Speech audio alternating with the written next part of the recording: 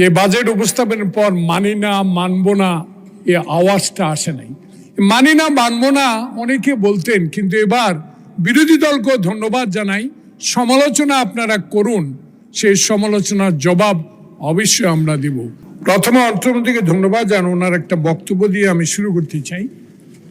October মাস 28 তারিখ fascist Awami League ক্ষমতায়, সেদিন আজকের অর্থমন্ত্রী যিনি একটা সুন্দর বাজেট উপস্থাপন করেছেন, একটা বক্তব্য বলেছেন, সে বক্তব্যটা আমি সংসদের 348 জন মাননীয় সংসদ সদস্যকে আপনার মাধ্যমে বলতে চাই। উনি বলেছেন শেখ হাসিনা ভোট চোর।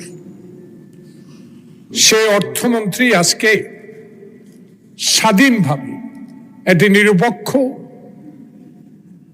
সুষ্ঠু নির্বাচনের মধ্য দিয়ে যে সরকার গঠিত হয়েছে, সেই সরকারের অর্থমন্ত্রী তারেক রহমানের মাননীয় সংসদ নেতার পরিচালনায় ক্যাবিনেট থেকে পাশ করা একটি বাজেট উপস্থাপন করেছেন। সে বাজেটকে আমি ধন্যবাদ জানাই এবং আল্লাহ পাকের কাছে দোয়া চাই, এই সংসদ যেভাবে আজকে মাননীয় বিরোধী দলের নেতা মাননীয় এলজিআরডি মিনিস্টারের উত্থাপিত প্রস্তাবকে সর্বসম্মতিক্রমে এই ধন্যবাদ প্রস্তাবকে সমর্থন দিয়েছেন। আমি ওই পাড়েও ছিলাম, এই পাড়েও ছিলাম। দীর্ঘদিন এই সংসদ আসার সৌভাগ্য হয়েছে।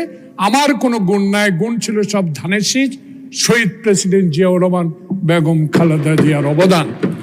আজকে এই কথাটা বলার এই জন্য, বহু বাজেট দেখেছি, বহু গুণীজনের বাজেটও এখানে উপস্থাপন হয়েছে, কিন্তু এবার আমার একটা জিনিস ভালো লেগেছে, যে বাজেট উপস্থাপনের পর মানি না মানব না এই আওয়াজটা আসে নাই।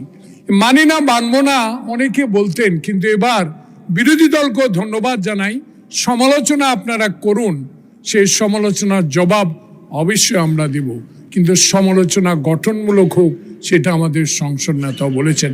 আজকের এই ধন্যবাদ প্রস্তাবকে সমর্থন দেওয়া অর্থ এই যে আমরা এই সংসদকে প্রাণবন্ত করতে এবং সকল বিষয়ে আলোচনার ক্ষেত্র হিসাবে এখানে তুলে ধরতে চাই। মাননীয় স্পিকার, আপনি দেখুন এই বাজেটে কতগুলো বিষয় আজকে উল্লেখ করতে হয়। অর্থনৈতিক স্থিতিশীলতা কিভাবে বাজেটে উপস্থাপন করা হয়েছে, সেটা মাননীয় বিরোধী দল সমালোচনা করুন, কিন্তু এই সমালোচনা যেন গঠনমূলক হয় সেই বিষয়ে আপনাদেরকে নজর রাখতে হবে। সুশাসন আমরা কিভাবে করব, সেটাও মাননীয় অর্থমন্ত্রী উপস্থাপনে বলেছেন। সে বিষয়েও আমি অনুরোধ জানাবো সবাই আমরা যেন আলোচনার মাধ্যমে সমালোচনা করি।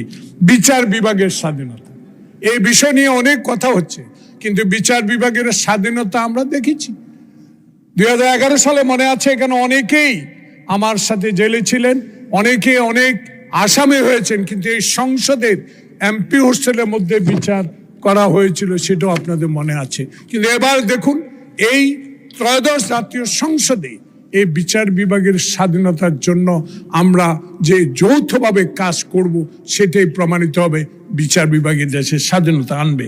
শিক্ষা, তরুণ সমাজকে আজকে শিক্ষার আলোয় যদি আমরা আলোকিত করতে পারি, তাহলে বেকারত্ব থাকবে না, বিদেশে পাঠাতে পারবো। সেই বিষয়গুলো মাননীয় বিরোধী দলের নেতারা একটু দেখবেন।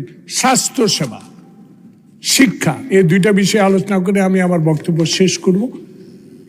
আজকে বাংলাদেশের স্বাস্থ্য সেবাকে যেভাবে এই সরকার অত্যন্ত গুরুত্ব দিয়েছে, বাংলাদেশে ইতিমধ্যে 50 শয্যা বিশিষ্ট হাসপাতালগুলোকে 100 শয্যায় রূপান্তরিত করার যে বাস্তব পদক্ষেপ নিয়েছে, আমি মাননীয় সংসদ নেতা, মাননীয় প্রধানমন্ত্রী এবং মাননীয় স্বাস্থ্যমন্ত্রীকে ধন্যবাদ জানাই।